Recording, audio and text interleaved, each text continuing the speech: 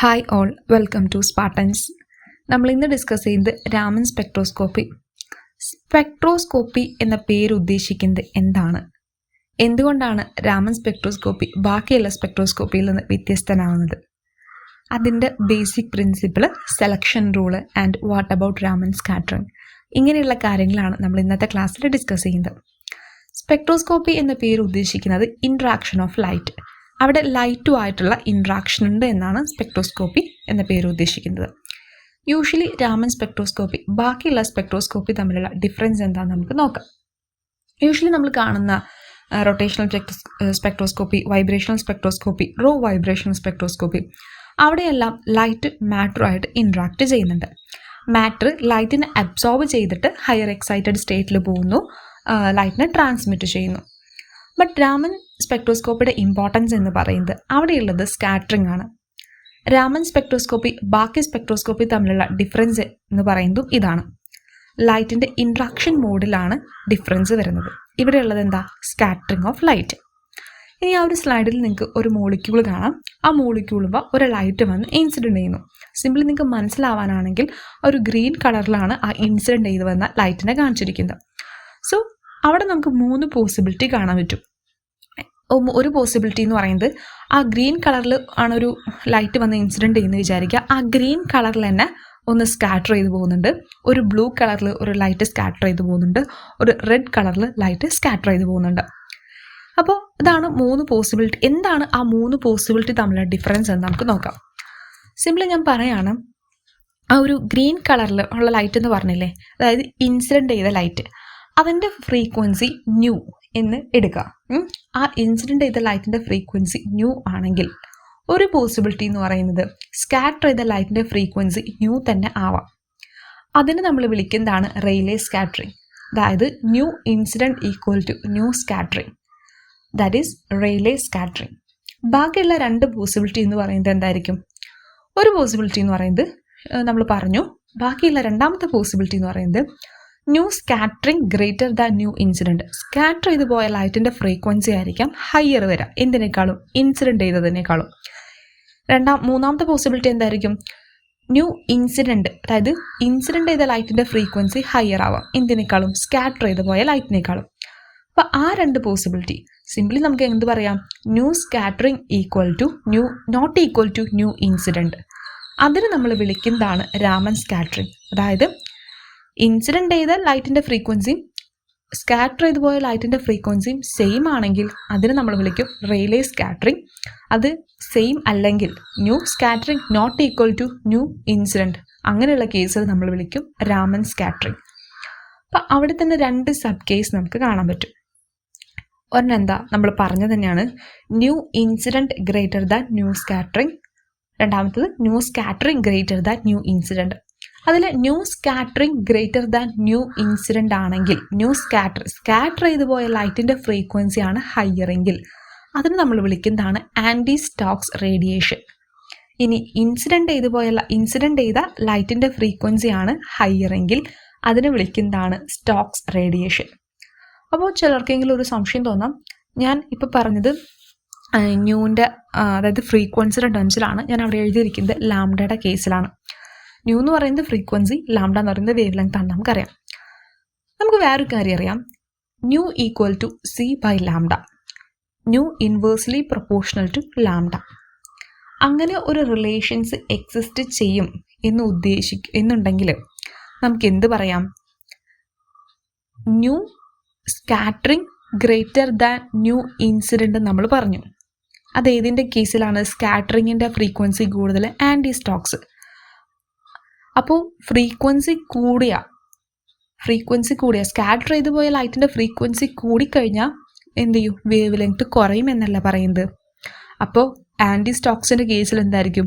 Lambda of scattering കുറവായിരിക്കും. അപ്പോൾ ഈ ഒരു അണ്ടർസ്റ്റാൻഡിങ് വേണം. എന്ത്? Nu inversely proportional to lambda. അപ്പോൾ നമ്മൾ നേരത്തെ പറഞ്ഞു എന്ത്? Nu scattering greater than nu incident ആണെങ്കിൽ ആൻറ്റി സ്റ്റോക്സ് റേഡിയേഷൻ ആയിരിക്കും. അതിൻ്റെ കേസ് ലാംഡയുടെ കേസ് പറയുമ്പോൾ lambda of scattering lesser than lambda of incident, നേരെ തിരിയും. അത്രേ ഉള്ളൂ.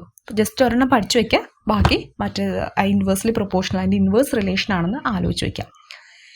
ഇനി ഇത്തരത്തിലുള്ളൊരു ഇൻട്രാക്ഷന് ശേഷം സ്പെക്ട്രം റെക്കോർഡ് ചെയ്യാണ്. അപ്പോൾ അതെങ്ങനെയാണെന്ന് നമുക്ക് നോക്കാം. നമുക്കറിയാം സ്പെക്ട്രം റെക്കോർഡ് ചെയ്തിട്ടാണ് നമ്മൾ ഡാറ്റകളൊക്കെ അനലൈസ് ചെയ്യുന്നത്. അപ്പോൾ സ്പെക്ട്രം റെക്കോർഡ് ചെയ്യുമ്പോൾ എന്തായാലും അവിടെ എന്ത് ചെയ്യും, ഇൻസിഡൻറ്റ് ലൈറ്റിൻ്റെ ഫ്രീക്വൻസി ഉണ്ടാവും. അത് കൂടാതെ ഹയർ ഫ്രീക്വൻസി സൈഡിൽ കുറച്ച് പീക്സ് നമുക്ക് കാണാൻ പറ്റും, ലോവർ ഫ്രീക്വൻസി സൈഡിൽ കുറച്ച് ലൈൻസ് നമുക്ക് കാണാൻ പറ്റും. ഹയർ ഫ്രീക്വൻസി സൈഡിലും ഉണ്ടാവും, ലോവർ ഫ്രീക്വൻസി സൈഡിൽ നമുക്ക് കുറച്ച് ലൈൻസ് നമുക്ക് കാണാൻ പറ്റും. അപ്പോൾ ഞാൻ നിങ്ങളോട് ചോദിക്കുകയാണ്, ഹയർ ഫ്രീക്വൻസി സൈഡിൽ കാണുന്നത് എന്ത് തരം ലൈൻസ് ആണ്? സ്റ്റോക്സ് ആണോ ആൻറ്റി സ്റ്റോക്സ് ആണോ? ആ ഇൻസിഡൻറ്റ് ഫ്രീക്വൻസിയുടെ റൈറ്റ് സൈഡിൽ കാണുന്നതായിരിക്കും ആൻറ്റി സ്റ്റോക്സ്. അപ്പോൾ എന്തുകൊണ്ടാണ് അത് ആൻറ്റി സ്റ്റോക്സ് എന്ന് പറയാൻ കാരണം? ഞാൻ പറഞ്ഞു റൈറ്റ് സൈഡിലാണ് ആൻറ്റി സ്റ്റോക്സ്. അപ്പോൾ എന്താണ് റൈറ്റ് സൈഡിലെ ആൻറ്റി സ്റ്റോക്സ് ആവാൻ കാരണം എന്നാണ് നമ്മൾ നോക്കുന്നത്.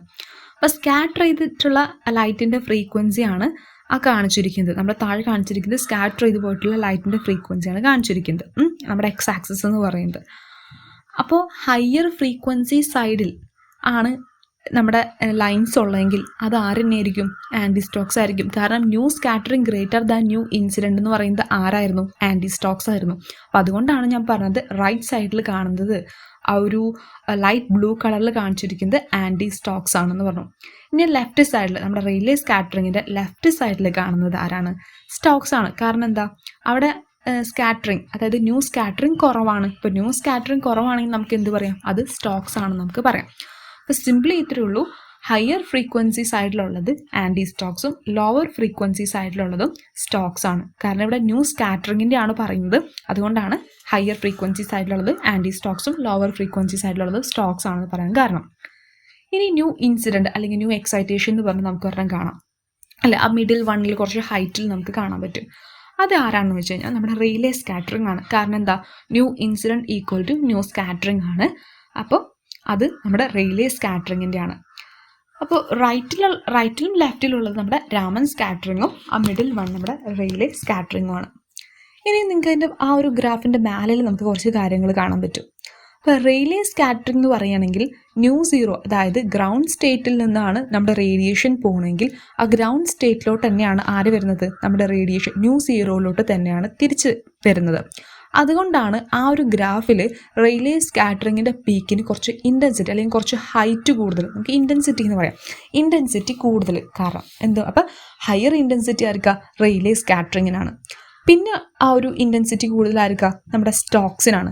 അത് എന്തുകൊണ്ടാണെന്ന് വെച്ച് കഴിഞ്ഞാൽ സ്റ്റോക്സിൻ്റെ ആ ഒരു റെപ്രസെൻറ്റേഷൻ നിങ്ങൾ നോക്കിയേ, ന്യൂ സീറോയിൽ നിന്ന് അതായത് നമ്മുടെ ഗ്രൗണ്ട് സ്റ്റേറ്റിൻ്റെ അവിടെ നിന്നാണ് നമ്മുടെ എന്ത് തുടങ്ങുന്നത്? റേഡിയേഷൻ സ്റ്റാർട്ട് ചെയ്യുന്നത് അല്ലേ? അത് അങ്ങനെയാണ് ആ ഒരു വെർച്വൽ എക്സൈറ്റഡ് സ്റ്റേറ്റിലോട്ട് പോകുന്നത്. അപ്പോൾ അവിടെ നിന്നാണ് നമ്മുടെ റേഡിയേഷൻ്റെ ആ ഒരു സ്റ്റാർട്ടിംഗ് പോയിന്റ് ന്യൂ സീറോ അല്ലേ? അവിടെയാണ് ഹൈലി പോപ്പുലേറ്റഡ് ആയിട്ടുള്ള സ്റ്റേജ് ഉണ്ടാവുക അല്ലെങ്കിൽ ഹൈലി പോപ്പുലേറ്റഡ് സ്റ്റേറ്റ് ഉണ്ടാവുന്നത്. അപ്പോൾ അങ്ങോട്ട് പോയിട്ട് അത് ന്യൂ വണ്ണിലോട്ടാണ് തിരിച്ചു വരുന്നത്. അപ്പോൾ ന്യൂ സീറോയിൽ നിന്ന് അല്ലെങ്കിൽ ആ ഒരു ഗ്രൗണ്ട് ലെവലിൽ നിന്ന് പോകുന്നതുകൊണ്ടാണ് പിന്നീടുള്ള ആ ഒരു സ്റ്റോക്സിന് കുറച്ചും കൂടി ഇൻറ്റൻസിറ്റി കൂടുതൽ, ആരെക്കാളും ആൻറ്റി സ്റ്റോക്സിനേക്കാളും ഇൻറ്റൻസിറ്റി കൂടാൻ കാരണം. പിന്നെ ലാസ്റ്റ് നമുക്ക് നോക്കാം ആൻറ്റി സ്റ്റോക്സ് ആണ്. ആൻറ്റി സ്റ്റോക്സിൻ്റെ ആ ഒരു ഗ്രീനിഷ് കളർ ലൈൻ പോകുന്നത് എങ്ങോട്ടാണ്? എവിടെ നിന്നാണ്? ന്യൂ വണ്ണിൽ നിന്നാണ് അല്ലേ? ന്യൂ വണ്ണിൽ നിന്ന് പോകുമ്പോൾ അവിടെ എന്താ? പോപ്പുലേഷൻ കുറവായിരിക്കും, മോളിക്യൂൾസിൻ്റെ അവിടെ പോപ്പുലേഷൻ കുറവായിരിക്കും. അത് പോയിട്ട് പിന്നീട് വരുന്നത് ന്യൂ സീറോയിലോട്ടാണ് തിരിച്ചു വരുന്നത്.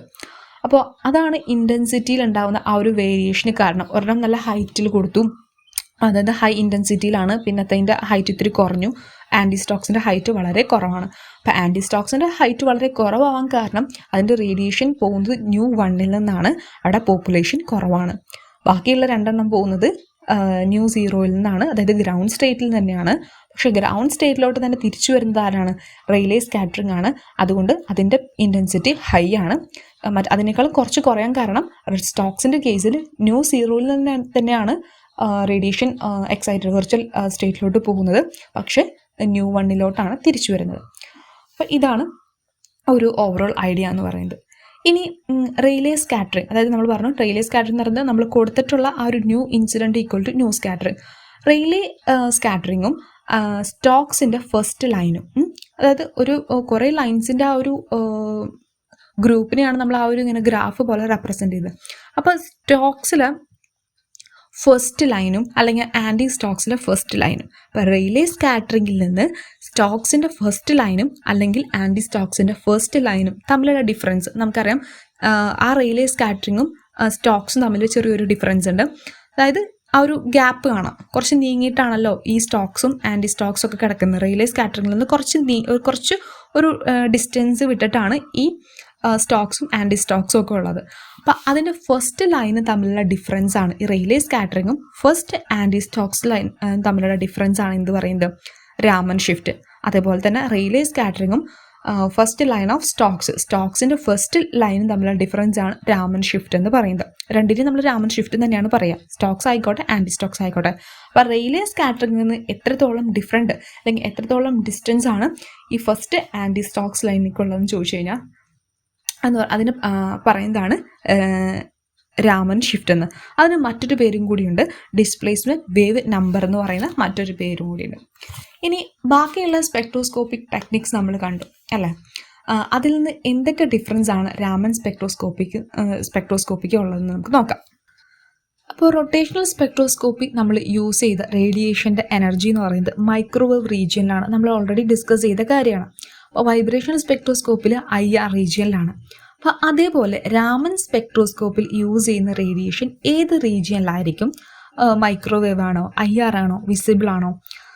അവിടെ നമ്മൾ യൂസ് ചെയ്യുന്ന റേഡിയേഷൻ എന്ന് പറയുന്നത് ലേസറാണ്. ലേസർ സോഴ്സ് എന്ന് പറയുന്നത് മോസ്റ്റ്ലി വിസിബിൾ റീജിയനിലാണ്. അങ്ങനെ ഒരു ലേസർ സോഴ്സ് യൂസ് ചെയ്ത് കഴിഞ്ഞാൽ നല്ല എനർജി ഉണ്ടാവും, ഹൈ എനർജിയാണ് ലേസർ സോഴ്സിന് നമുക്കറിയാം. സോ നമുക്ക് എന്ത് പറയാം, same light can induce rotation and vibration. അപ്പോൾ രാമൻ സ്പെക്ട്രോസ്കോപ്പി സിംപ്ലി റൊട്ടേഷൻ അല്ലെങ്കിൽ വൈബ്രേഷൻ എന്ന് പറയല്ല. രാമൻ സ്പെക്ട്രോസ്കോപ്പി യൂസ് ചെയ്ത് നമുക്ക് റൊട്ടേഷൻ പഠിക്കാം, അതേപോലെ തന്നെ വൈബ്രേഷനെ കുറിച്ച് പഠിക്കാം. അപ്പോൾ മോളിക്യൂളിൽ നമുക്കറിയാം വൈബ്രേഷണൽ എനർജി ലെവലുണ്ട്, അതിൻ്റെ ഉള്ളിൽ റൊട്ടേഷണൽ എനർജി ലെവൽസ് ഉണ്ട്. നല്ല എനർജി കൊടുത്തു കഴിഞ്ഞാൽ വൈബ്രേഷണൽ ട്രാൻസിഷൻ നടക്കും, സിമിലർലി എന്ത് നടക്കും, റൊട്ടേഷണൽ ട്രാൻസിഷനും നടക്കാം. ഇപ്പോൾ രാമൻ സ്പെക്ട്രോസ്കോപ്പിയിൽ റൊട്ടേഷൻ ആൻഡ് വൈബ്രേഷൻ ട്രാൻസിഷനെ കുറിച്ച് നമ്മൾ പഠിക്കുന്നു. അതാണ് നമ്മുടെ രാമൻ സ്പെക്ട്രോസ്കോപ്പി എന്ന് പറയുന്നത്. അപ്പോൾ ഞാൻ വേറൊരു കാര്യം ചോദിച്ചോട്ടെ. നമ്മൾ റൊട്ടേഷണൽ സ്പെക്ട്രോസ്കോപ്പിൽ റൊട്ടേഷൻ നടക്കും നമുക്കറിയാം, വൈബ്രേഷൻ സ്പെക്ട്രോസ്കോപ്പിൽ വൈബ്രേഷനാണ് നടക്കുക നമുക്കറിയാം. അപ്പോൾ രാമൻ സ്പെക്ട്രോസ്കോപ്പിൽ അങ്ങനെ പുതിയ എന്തെങ്കിലും നടക്കുന്നുണ്ടോ എന്ന് ചോദിക്കുകയാണ്. അതായത് രാമൻ സ്പെക്ട്രോസ്കോപ്പിക്ക് വേണ്ടി എന്തെങ്കിലും പ്രത്യേകിച്ച് വേറെ എന്തെങ്കിലും ഉണ്ടോ? സിംപ്ലി നമുക്ക് പറയാൻ പറ്റുന്ന കാര്യം എന്താ, അവിടെ അങ്ങനെ പ്രത്യേകിച്ചൊരു ഒന്നുമില്ല. റൊട്ടേഷൻ ആൻഡ് വൈബ്രേഷൻ നമ്മൾ സ്കാറ്ററിംഗ് ഓഫ് ലൈറ്റ് ഉപയോഗിച്ച് പഠിക്കുന്നു, അത്രേ ഉള്ളൂ. അതായത് റൊട്ടേഷണൽ സ്പെക്ട്രോസ്കോപ്പിൽ റൊട്ടേഷനെ കുറിച്ച് പറയുന്നു, വൈബ്രേഷണൽ സ്പെക്ട്രോസ്കോപ്പിൽ വൈബ്രേഷനെ കുറിച്ച് പറയുന്നു. അങ്ങനെയാണെങ്കിൽ രാമൻ സ്പെക്ട്രോസ്കോപ്പിൽ എന്താണ് ചോദിച്ചു കഴിഞ്ഞാൽ അവിടെ നമ്മൾ റൊട്ടേഷനും പഠിക്കുന്നുണ്ട്, വൈബ്രേഷനും പഠിക്കുന്നുണ്ട്. അത് സ്കാറ്ററിംഗ് ഓഫ് ലൈറ്റ് ഉപയോഗിച്ചാണ് പഠിക്കുന്നത്, അത്രേ ഉള്ളൂ. അപ്പോൾ രാമൻ സ്പെക്ട്രോസ്കോപ്പി നമുക്ക് വീണ്ടും രണ്ടായിട്ട് പറയാം, റൊട്ടേഷണൽ രാമനുണ്ട്, വൈബ്രേഷണൽ രാമനുണ്ട്. അത് നമുക്ക് പിന്നീട് വേറെ ക്ലാസ്സിൽ ഡീറ്റെയിൽ ആയിട്ട് നോക്കാം. നമുക്ക് ഇതിൻ്റെ സെലക്ഷൻ റൂളിലേക്ക് പോവാം. എന്താണ് ഇതിൻ്റെ ഗ്രോസ് സെലക്ഷൻ റൂൾ, രാമൻ സ്പെക്ട്രോസ്കോപ്പിയുടെ ഗ്രോസ് സെലക്ഷൻ റൂൾ? ഇപ്പോൾ നമ്മൾ കഴിഞ്ഞ ക്ലാസ്സിലൊക്കെ ഡിസ്കസ് ചെയ്താണ് റൊട്ടേഷണൽ സ്പെക്ട്രോസ്കോപ്പി. അതിൻ്റെ സെലക്ഷൻ റൂൾ എന്തായിരുന്നു? പെർമനൻറ്റ് ഡൈപോൾ മൊമെൻറ്റ് അല്ലേ. റൊട്ടേഷണൽ സ്പെക്ട്രം കാണിക്കുന്നുണ്ടെങ്കിൽ അവർക്ക് എന്ത് വേണം? പെർമനൻ്റ് ആയിട്ടുള്ള ഒരു ഡൈപോൾ മൊമെൻറ്റ് വേണം. വൈബ്രേഷണൽ സ്പെക്ട്രോസ്കോപ്പി ആണെങ്കിലോ അവർക്ക് ചേഞ്ച് ഇൻ ഡൈപോൾ മൊമെൻറ്റ് അല്ലേ, ഡൈപോൾ മൊമെൻറ്റിൽ ചേഞ്ച് വേണം. അങ്ങനെയാണെങ്കിൽ രാമൻ സ്പെക്ട്രോസ്കോപ്പിയുടെ സെലക്ഷൻ റൂൾ എന്താണെന്ന് വെച്ച് കഴിഞ്ഞാൽ അവിടെ ചേഞ്ച് ഇൻ പോളറൈസബിലിറ്റി. കുറച്ചും കൂടി സ്പെസിഫിക് ആയിട്ട് പറയുകയാണെങ്കിൽ molecule should be anisotropically polarisable. Molecule anisotropically polarisable ആണ്. എന്താണ് അനൈസോട്രോപ്പി എന്ന് പറഞ്ഞു കഴിഞ്ഞാൽ? അതായത് ഈ അനൈസോട്രോപ്പി എന്ന് പറഞ്ഞു കഴിഞ്ഞാൽ ഒരു മോളിക്യൂളിൽ, ഞാൻ സിമ്പിളായിട്ട് പറയാം, ഒരു മോളിക്യൂൾ ഉണ്ടെന്ന് വിചാരിക്കുക, അതിൽ ഞാൻ ഇലക്ട്രിക് ഫീൽഡ് അപ്ലൈ ചെയ്യാണ്. അപ്പോൾ അത് അപ്ലൈ ചെയ്ത് കഴിഞ്ഞാൽ അതിൽ ഇലക്ട്രോൺ ഡെൻസിറ്റി, ആ മോളിക്യൂളിലെ ഇലക്ട്രോൺ ഡെൻസിറ്റി ഒരു സൈഡിലോട്ടാണ് മാറുന്നത്. അതായത് ആ മോളിക്യൂളിൽ എല്ലായിടത്തേക്കും ഈക്വലായിട്ട് മാറുന്നില്ല, ഒരു സൈഡിലോട്ട് മാത്രമാണ് മാറുമെങ്കിൽ അതിനെ വിളിക്കുന്നതാണ് അനൈസോട്രോപ്പി. അപ്പോൾ ഐസോട്രോപ്പി എന്തായിരിക്കും? അതിൽ ഇലക്ട്രോൺ ഡെൻസിറ്റി എല്ലാ ഭാഗത്തേക്കും ഈക്വലായിട്ട് പോകുന്നുണ്ടെങ്കിൽ അതിനെ വിളിക്കുന്നതാണ് ഐസോട്രോപ്പി. അപ്പോൾ ഇവിടുത്തെ കേസിൽ എന്താ പറയുന്നത്? Molecule should be anisotropically, molecule anisotropy ആണ്. അങ്ങനെയാണെങ്കിൽ മാത്രമാണ് ആ മോളിക്യൂൾസ് രാമൻ ആക്റ്റീവ് ആവുള്ളൂ. അപ്പോൾ ഹോമോഡൈറ്റോമിക് മോളിക്യൂൾസ് എന്തല്ല, രാമൻ ആക്റ്റീവ് അല്ല. അപ്പോൾ ഇതിൻ്റെ ബാക്കി കാര്യങ്ങൾ, റൊട്ടേഷണൽ രാമനും വൈബ്രേഷണൽ രാമനും അങ്ങനെയുള്ള ബാക്കി കാര്യങ്ങൾ നമുക്ക് മറ്റൊരു ക്ലാസ്സിൽ നോക്കാം. അപ്പോൾ എല്ലാവർക്കും താങ്ക് യു.